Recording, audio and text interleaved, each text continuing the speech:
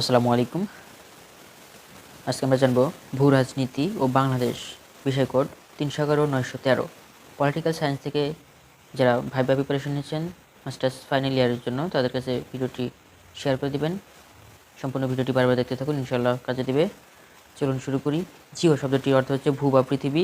Politic শব্দের অর্থ হচ্ছে রাষ্ট্র সম্পর্কিত। কে রাষ্ট্রকে প্রাণীদেহের সঙ্গে তুলনা করেছেন? ফ্রেডরিক রেজেল।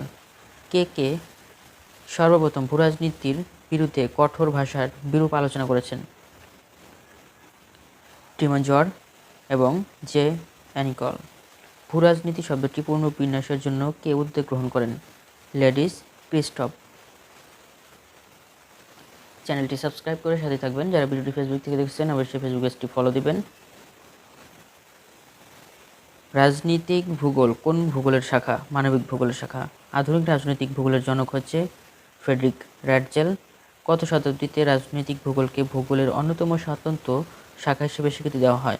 অষ্টাদশ শতাব্দীতে। ইমানুয়েল কান্ট সর্বপ্রথম ভূগোলের কয়টি শাখার স্বীকৃতি দেন? 6টি। রাজনৈতিক ভূগোলকে কয়টি পন্থায় সংজ্ঞায়িত করা যায়? 3টি। প্রাকৃতিক একক তত্ত্বের প্রবক্তা কার্ল রিটার। কোন চুক্তির মাধ্যমে জাতি রাষ্ট্রের সূচনা হয়? ওয়েস্টফেলিয়া চুক্তির মাধ্যমে। সিকিম কবে ভারতের অন্তর্ভুক্ত হয়? 16 মে 1975 সালে সিকিম ভারতের অন্তর্ভুক্ত হয়।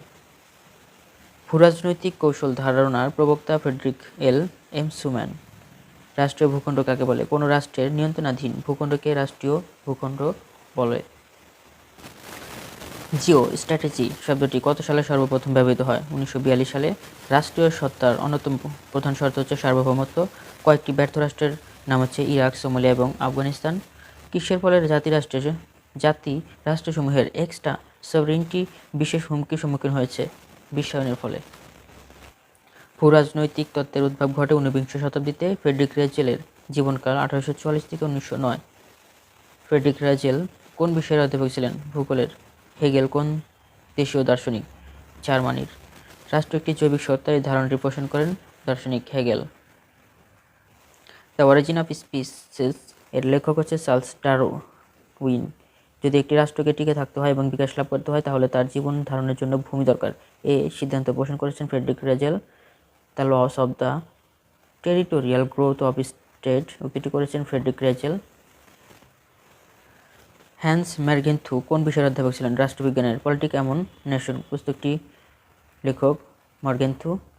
পলিটিক্স অ্যামং নেশন গ্রন্থে হ্যান্স মর্গেনথু বাস্তববাদী সম্পর্কে 6টি মূলনীতি প্রকাশ করেছেন।